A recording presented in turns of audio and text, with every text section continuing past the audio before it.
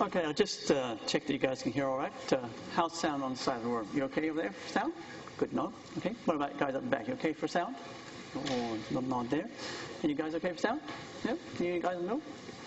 Right. Okay, well, I'm not sure it's gone 4 o'clock. I'll say it has. Okay, so we're on the topic of the monetary authorities, and I'll just briefly recap what we covered last week, and then we'll just continue on, and hopefully we'll finish this topic today. Now, we started off by saying that the financial system is actually remarkably fragile. If you look at any particular financial institution, most of them don't carry a lot of capital, and that capital is there to absorb losses in the case that they actually make them. So they don't have a lot of capacity to absorb losses on their balance sheet. And that makes them prone to failure.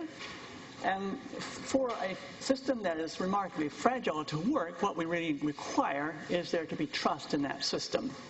And that's trust in 2 dimensions. One is between the financial institution and its customers, say, for example, a bank and its depositors. But also we need trust between the various financial institutions so that banks trust each other when they're dealing with each other. And the role of the monetary authorities, in one sense, if you want to summarize it, is to ensure that that trust exists. And there's a lot of things that they do to try to make sure that the trust exists, but also that the trust is well earned, that they were not, placing trust in institutions that cannot be trusted. You want to make sure the institutions are at least complying with all regulations so that they are sufficiently strong that they can be trusted. So that's their main job. Now, when we looked at the various institutions, we were looking at the Australian ones, and there are 3 of them that we're looking at. One is the Reserve Bank itself. That's the Reserve Bank of Australia. We have an equivalent here, the Reserve Bank of New Zealand. The second one is the Australian Prudential Regulation Authority. We don't have an equivalent one like that because its functions is actually split across most of it goes with the Reserve Bank, but some of it goes with the Financial Markets Authority. And then there's a third one, which is the Australian Investments Security Investment Commission, which we'll come to soon. So those are the 3 main regulators that they have over there. And when you look at the functions that they have, you can go to pretty much any financial system anywhere in the world, and you'll find those functions there. Now, they may be split across 2 regulators like we have here, or maybe 3 like they have Australia, but you'll find those functions somewhere. And it's just a matter of once you figure out what they are, you can go and look for them and see them somewhere. So we looked mostly at the Reserve Bank of Australia last week, and that has 3 primary functions. One is the running of the payment system. We talked about the payment system necessary for ensuring that money flows from customer to purchaser to buyer, and that's so purchaser to seller.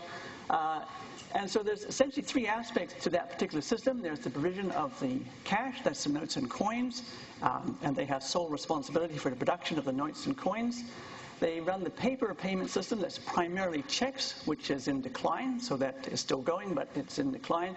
But banks no longer present the checks to one another. They haven't done for many, many years now. They present them to the central bank, and the central bank carries out that function, the settlement of those types of transactions. And the third part of it is the one that's growing. That's the electronic part of it, non-cash and non-paper.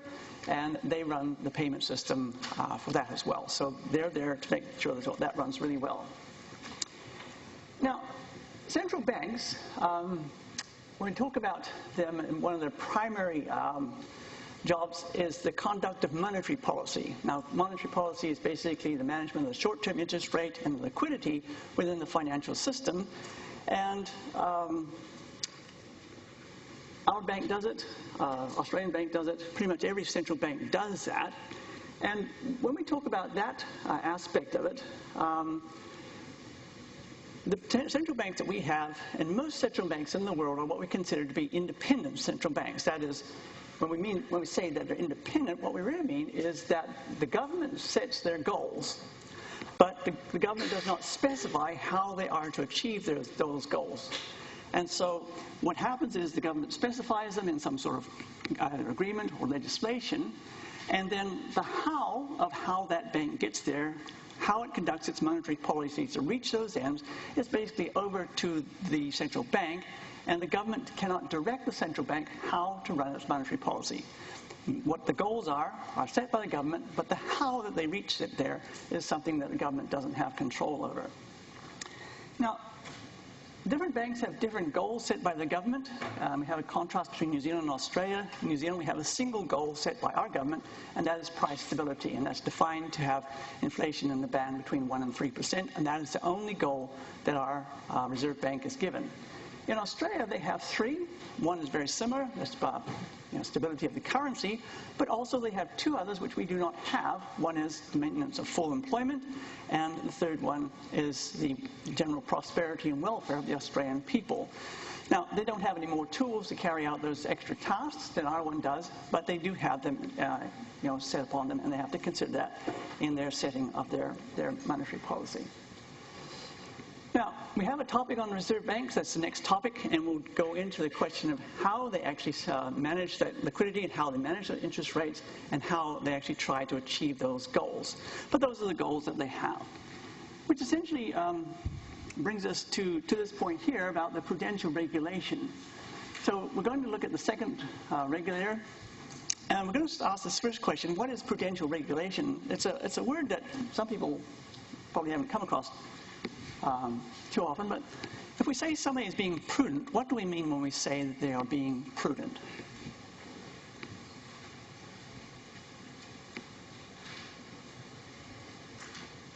What do you think? If you were being prudent, what would you be doing? If you were being prudent, what would you be doing? You'd listen to me.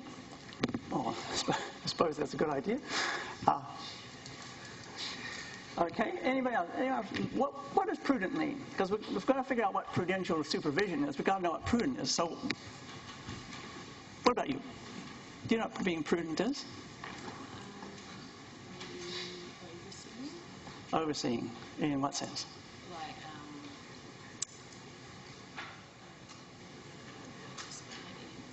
Okay. Okay, so, I mean, it's a word that's not used very, very often. And basically, to be prudent is basically either to take care or have some wisdom with regard, particularly regard to the future. In fact, the word itself comes from a Latin word. It simply means to look ahead. And so when we're saying someone is being prudent, they're being thoughtful about what they're doing in the present today when they're thinking about what will happen in the future. So just being careful today. And so hopefully in the future things will work out well for them. So when we're thinking of a regulator, we've got an entire regulator devoted to this job in Australia. What do we mean when we're asking this particular regulator to undertake prudential supervision? What are we asking it to do?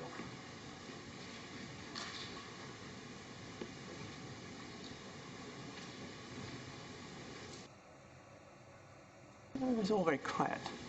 Well, okay, we'll turn over to your slide. And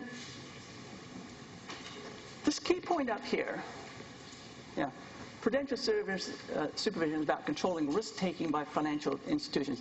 This particular bit of risk-taking is got nothing to do with being illegal. It's all about purely legal risk-taking that is simply part of the business of a financial institution.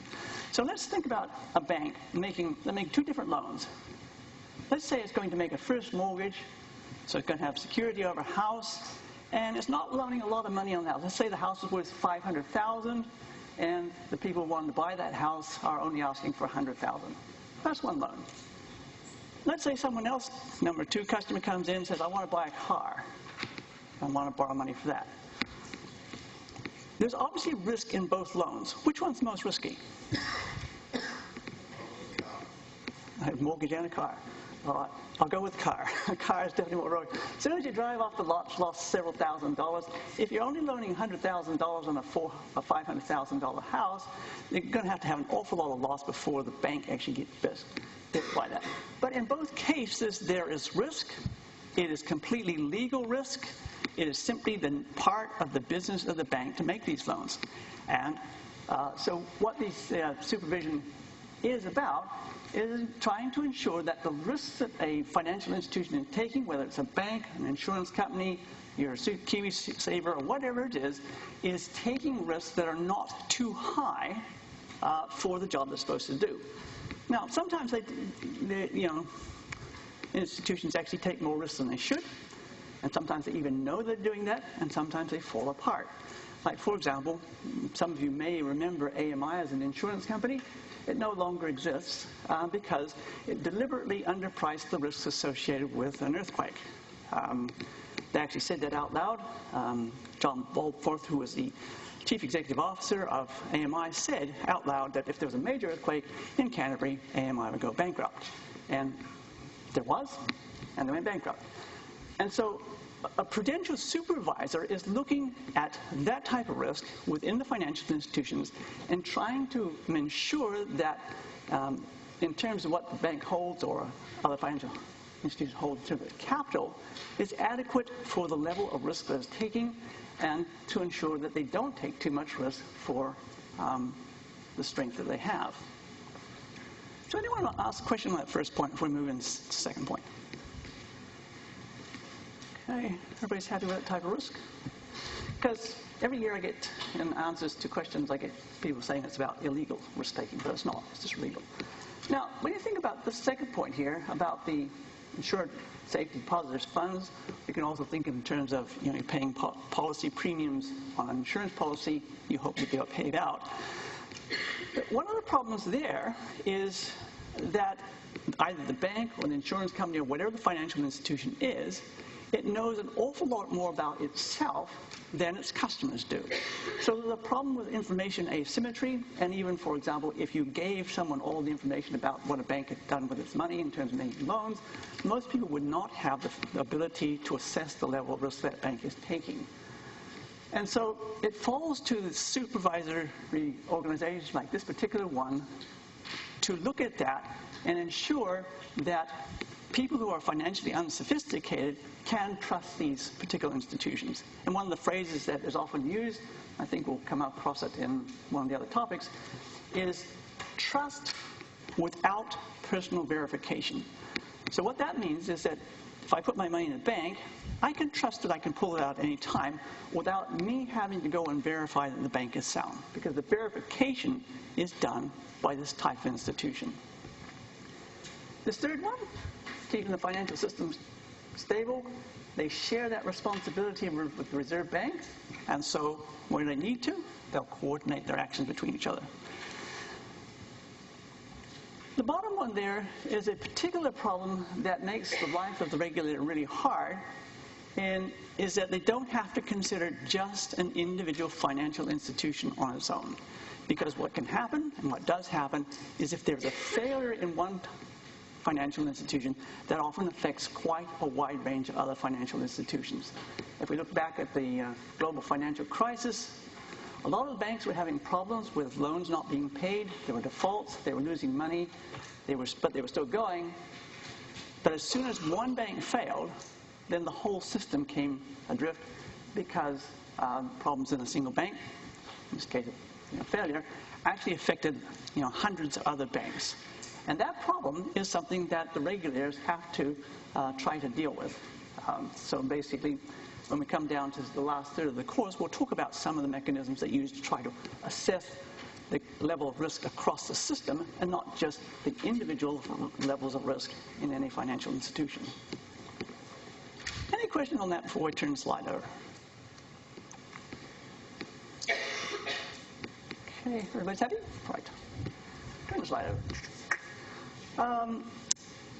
They didn't always have one of these things. That was established in 1998, split off. If you look at our system now, we still have the prudential regulator is the central bank. Those two things are exactly the same, whereas they split theirs off quite long, almost 20 years ago now. Now again, when you're looking at the types of things that they're supervising, banks, insurance companies, and superannuation companies, this is, in all cases, there's this problem of information asymmetry. These institutions know more about themselves than their customers do, but the customers need to be able to rely on them, and the ability to rely on them depends on these people, these regulators, doing their job well. Now, we benefit from this because many of our financial institutions are actually Australian-owned, so that's good for us. In terms of what they actually do, the first one, in terms of development of the prudential regulation, they often have very wide powers under whatever particular legislation makes them. So there's some bit of legislation that creates them. Over time, that legislation may be updated. But they have wide powers to make regulation as they see fit. So they can watch what's going on in the financial system, and if necessary, they can change the regulation to respond to whatever particular situation they found this financial system in. Now, in practice, they often get behind. Okay, there's risks building up in the financial system that they're not aware of, or they don't understand very well, and they do not put regulation in place to prevent it, and then there's a catastrophe, and then, of course, at that point is when the new regulation tends to be put in.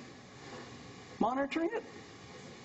Basically what they're doing there is that they're collecting financial information from these companies on a regular basis. Typically, if there are no problems with a company, it's collected quarterly, and they're assessing the financial strength of that company on an ongoing basis to ensure that the actual system is reasonably solid. Now, over time, things change, and so one of their other functions is that as necessary, they can go to their governments and ask for changes in legislation to give them better powers to manage the system that they're responsible for. And last point, I've made that before, that banks in Australia, they're supervised by this specific Australian Prudential Regulation Authority. They're not under the Reserve Bank of Australia, but in New Zealand, we have our prudential regulator is the central bank. So it does both monetary policy, and it's the monetary authority, and it's the prudential regulator. Any question on that before we turn over? Everybody's all quiet and happy today? Very good. Okay. So moving on to the last one, the Australian Securities and Investment Commission. What are they supposed to do? Okay, they're the third regulator. We have one very similar called the Financial Markets Authority. What is this one supposed to do?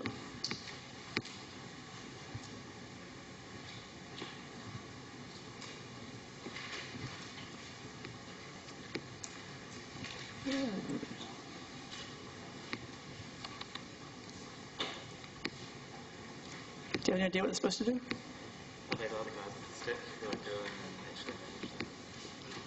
The guys like the law enforcement guys.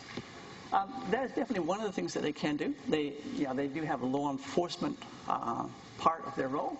Anything else that they do? Oh, well, better turn it over and have a look, see what they're up to. So that's their third one.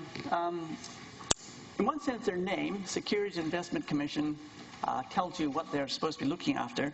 And again, it's been around for quite a while, formed in 1991. But regulating financial markets, securities themselves, for example, regulation around stocks or bonds, futures are a type of derivative. They have regulations around that. And then also they have regulations regarding the corporations that list on these markets. And again, when thinking about what they're there for, why we have these things, it's for people who are unsophisticated, financially unsophisticated. We want them to be able to participate in the markets or be able to participate in these markets confidently, so that they're not afraid to take part in these markets. And so the management, the looking after of these markets to ensure that they're functioning as they should. There's no insider trading, and if you do insider trade, you can get prosecuted, and they will do that.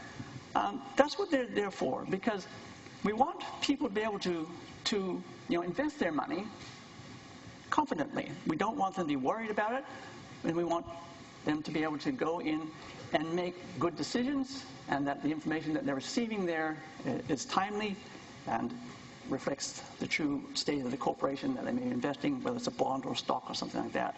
The futures markets is a type of derivative. They monitor that as well as regulate it. And this is our equivalent, the Financial Markets Authority. So in terms of the private investor, again, most private investors that invest in these markets, they don't have a lot of financial sophistication, but we want them to be able to participate and participate without being disadvantaged by people who have, more sophistication than they do. And this last one here about this administration of law, we don't want a lot of red tape, but also we want these companies, these markets, to comply with the laws. And if there's problems, there's things going wrong, say insider trading, that sort of thing, then they can actually prosecute.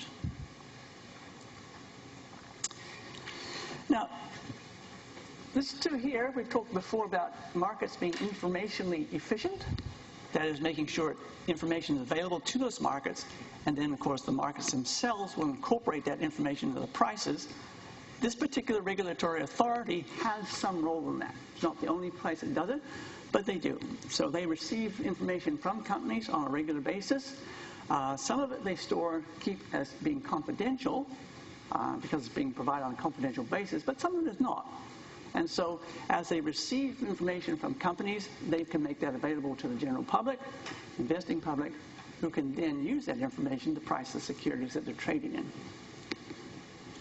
Any questions on that before we move on?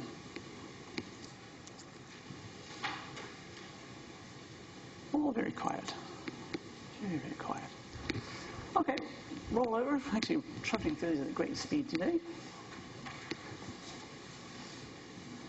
So those are the three main ones for Australia. Now, there are some international ones. We're going to talk just briefly about the Bank for International Settlements, and then we'll go on to some other central banks, because other parts of the world may have different structures to their central banks, and some of them differ significantly. Some are very similar to ours. So how many people have come across this bank? This is one of these banks that you almost never hear about. Anybody actually heard of the Bank for International Settlements before? Nobody's heard of it. Yeah, it's not surprising. Although very important in terms of the global financial system, it's not one that people have come across. So what does it do? What does the Bank for International Settlement actually do?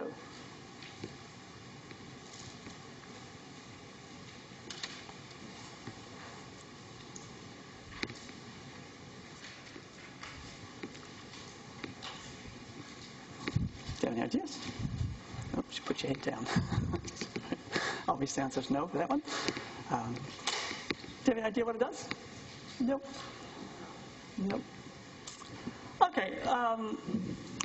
The Bank for International Settlements is one of these strange beasties that was actually created for a completely different purpose. What it was actually created for way back when was it was actually formed to deal with reparations from World War I. Germany was supposed to pay a lot of money for all the damage it caused.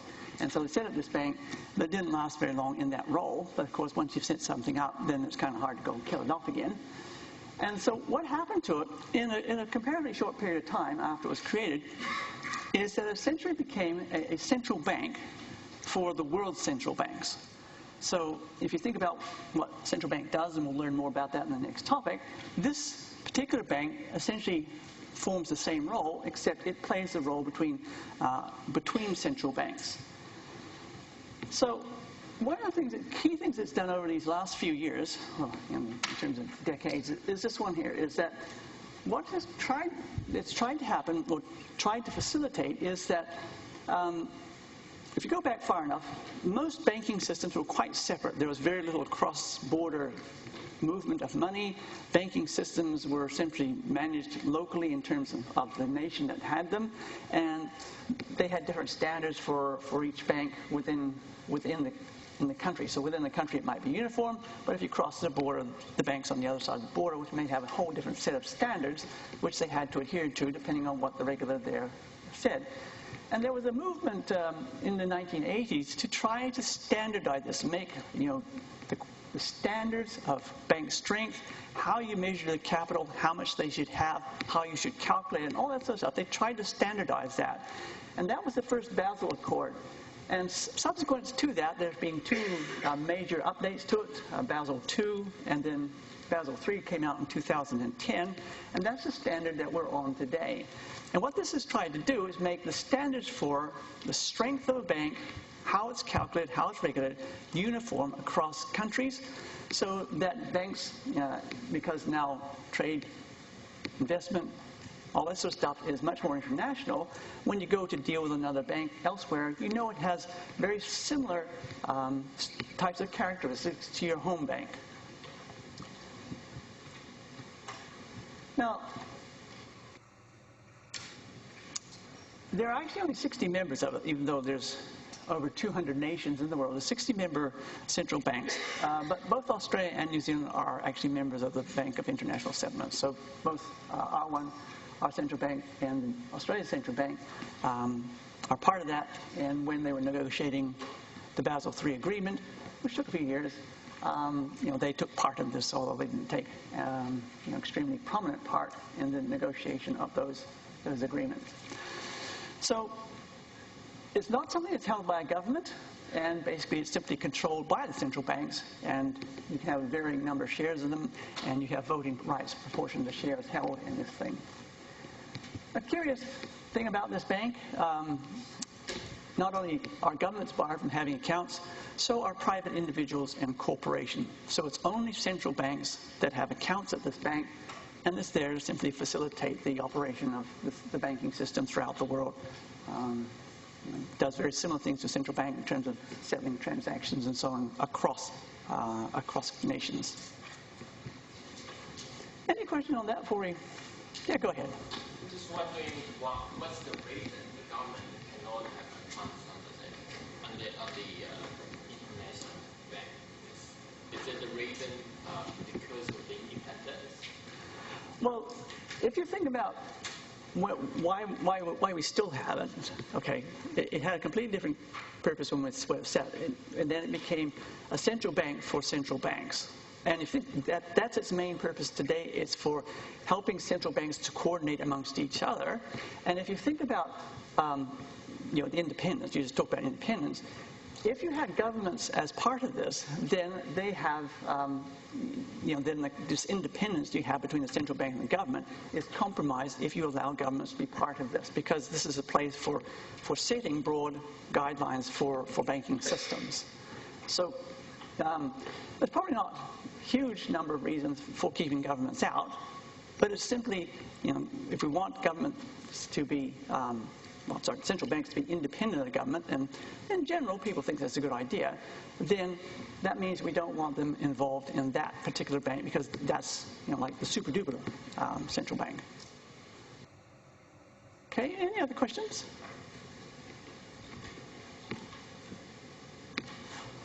Okay.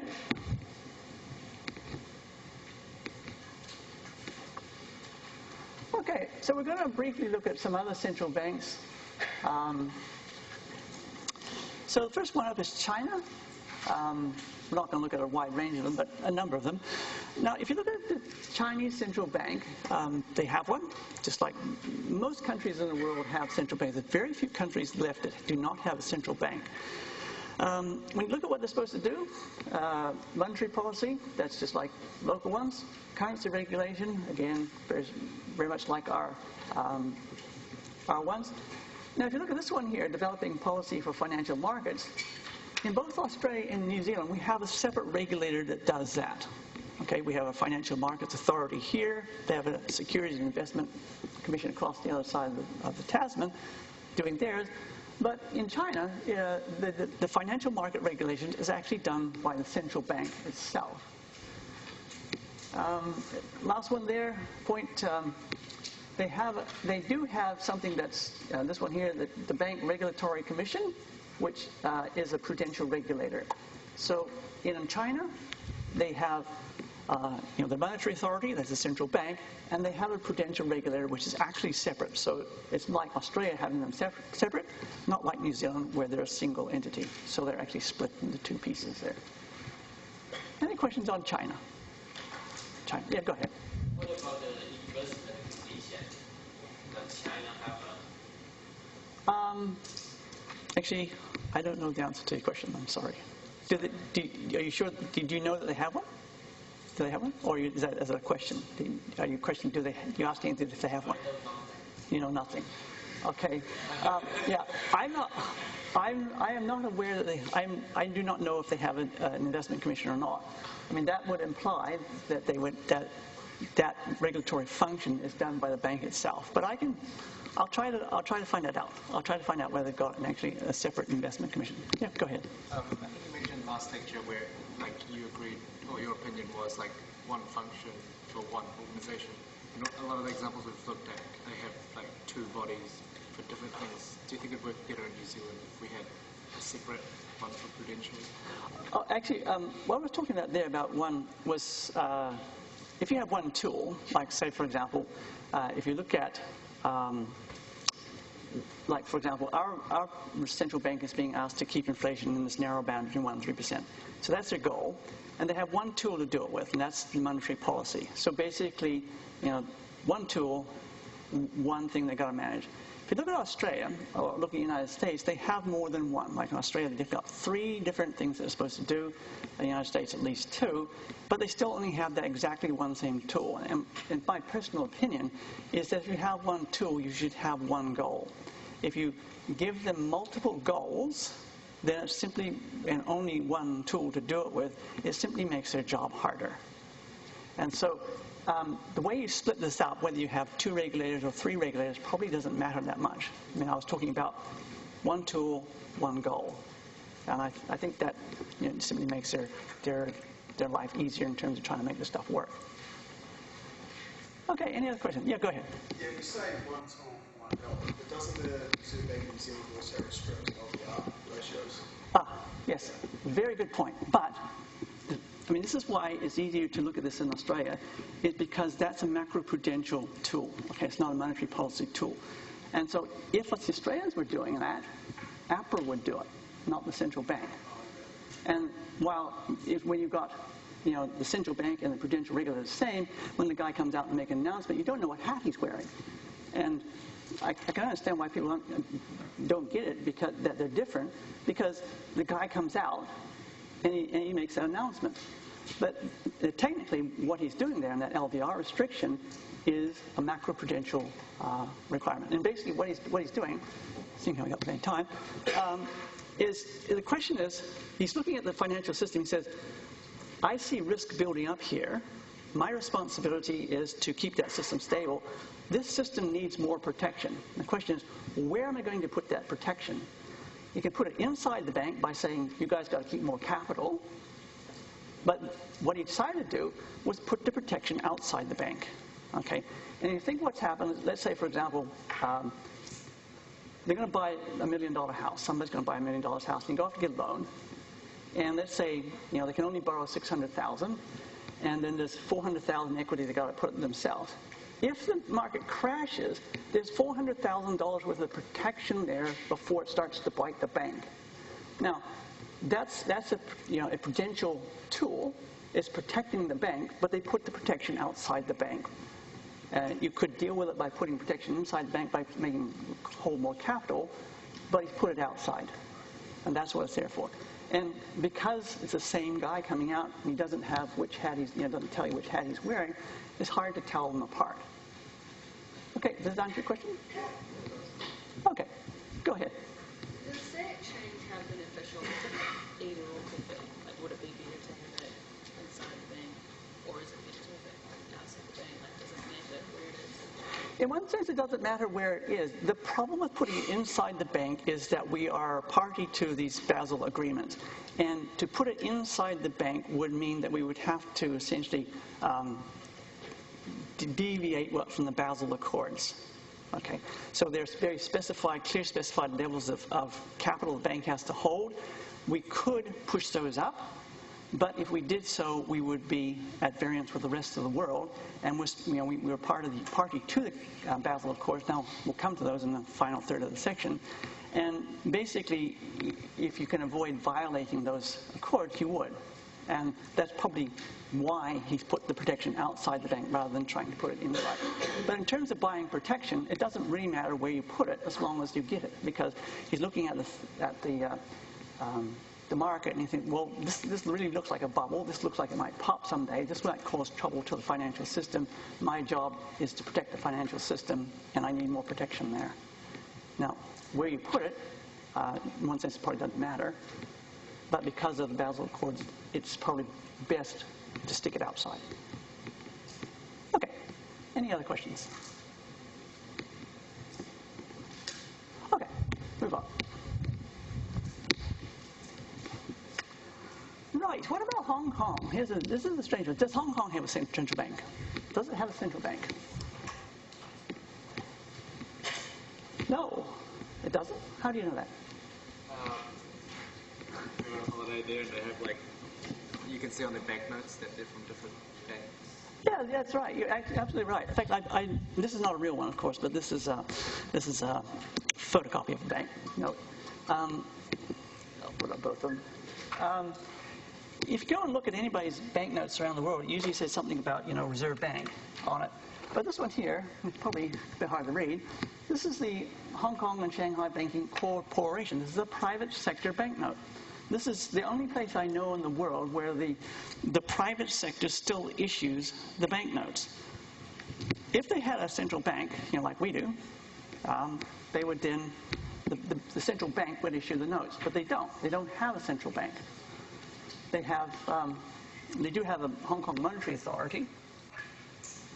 So if it doesn't have a central bank, so we figured out it doesn't have one, how does it control its financial system if it doesn't got one?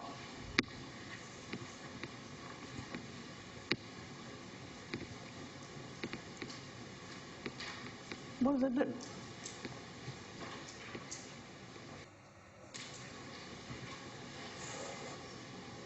Nobody has an idea? Right. Well, we'll move on.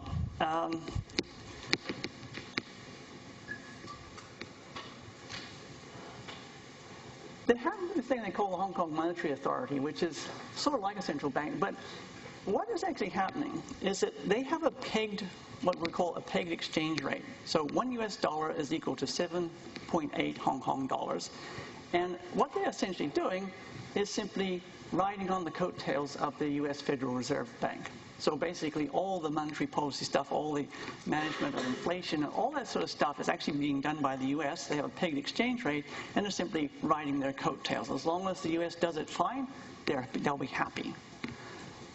In terms of creating money, if you want to create one of these banknotes, which I just got rid of, my Shanghai and Hong Kong Shanghai Banking Corporation Bank note there, if you want to make one of those, or more, you have to deposit the equivalent US dollars into this fund, and there's only 3 banks that can actually do that, but if you deposit the money in there, the US dollars in there, then you have the right to issue Hong Kong dollars in this place.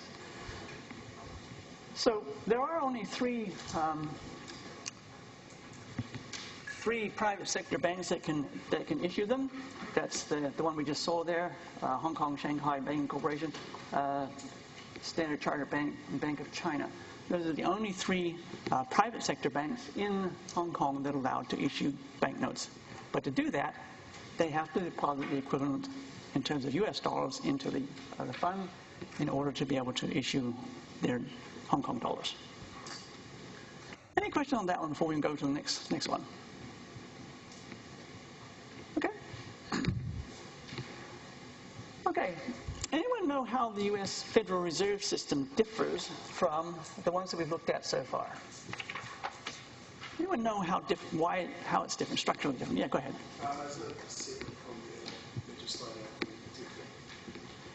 particular? Indeed it is, but so is our one. Yeah, but it's not overseen in the same way. Yeah, that's very true. Actually, do you know that Bernie Sanders had to get a law passed to find out what loans the Reserve Bank had been making? Yeah, he did. Because he asked, when Ben Bernanke was the Federal Reserve Chairman, have you been making, I've heard these rumors about these stories about the loans you're making. Can you tell me about them? He said, no, I'm not going to. So they're very independent. But anyway, that's it. that aside, one of the things that's about the United States system is that they don't have a single central bank. They've actually got a dozen of them. And they actually had two periods of time in the past where they actually had a central bank. They got rid of their first central bank in 1811, and then they made another one, and then they got rid of that in 1832. And up between 1832 and 1912, a period of 80 years, they had no central bank. Now, its Federal Reserve System, and it is a system of 12 banks, was created in 1913, 6 years after this big panic.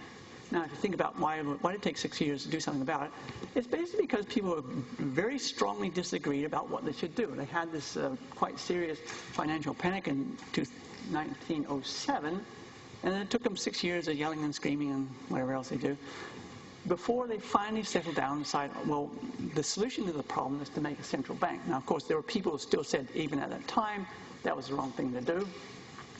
And this is the structure of the central bank that they have. So here's how it's laid out. There's 12 of them. Over here, this is the central bank at Boston, one at New York, all the way across here to San Francisco, which covers also Alaska and Hawaii.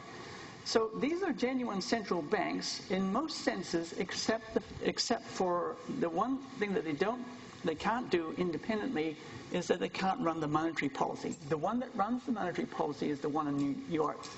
But basically, in all other aspects of what we would think a central bank would do, regulatory oversight, prudential oversight, settlement, payment systems, distribution of notes and coins, all that sort of stuff, each of them does that function within their particular area. Now, the Federal Reserve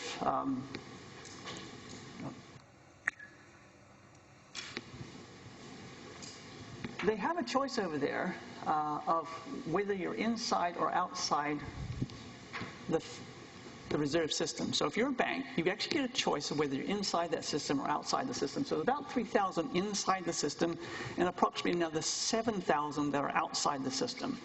But if you're outside the system, then you as a bank have to hold accounts with a bank that is inside the system. So even though there are more banks outside the system than inside, they are required to have an account with a bank that is part of the system.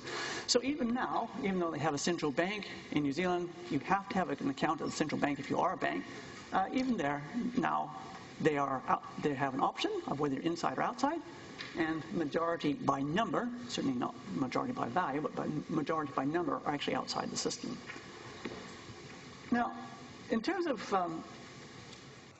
what they do, I said most of this about what they do, just normal sort of stuff. But this committee here, the Federal Open Market Committee, is the one that sets the monetary policy, and then on a day-to-day basis, it's the Federal Reserve of New York, which actually carries out the monetary policy actions on a day-to-day basis.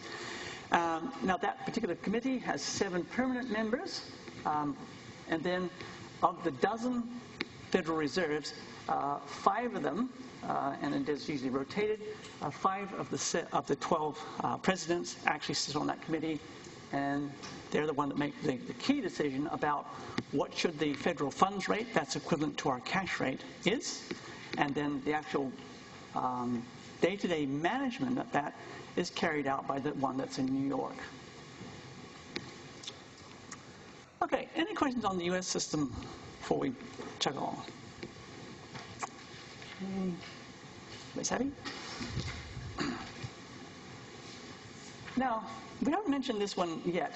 We'll cover this more in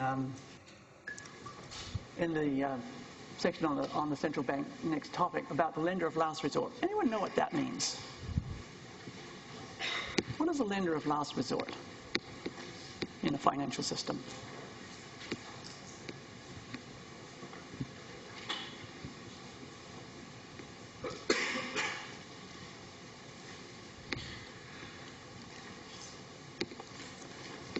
Yeah, go ahead. Assume that it's like the other institutions, if they have difficulties, if like almost bankrupt, they can get the money from the Reserve Bank to save the Okay, so under normal circumstances, they would expect to get their money from another bank, right? And if they won't, then they can go to the central bank. Yes. Did you know that, or did you guess? I should. You think, good guess. Oh, very good, very good. Good shot. Yeah, that's what happens. Under normal circumstances, when the system's running like it should, if it's not bankrupt, it's actually running out of liquidity. Okay, so it's not about going bankrupt. But if they're running out of liquidity, you would expect a bank simply to borrow more liquidity off another bank. That's normal things that happen. And so within a system where like there's 3,000 other banks, there's plenty of banks to borrow from. In New Zealand, there's only 20-something, but it's exactly the same here. If you're running out of liquidity, you simply borrow off somebody else. Now, in the event that you can't, and this is the problem, talked about trust. When trust breaks down, banks will not lend to each other. In these circumstances, the central banks of the world have the power to lend directly to a bank that needs liquidity. Now, that's one of the reasons they collect this information on the bank's financial strength on a regular basis. Because if the crisis pops up, usually they hit suddenly, great speed, a lot of problems. They don't have time to go around collecting information and trying to assess just how strong the bank is.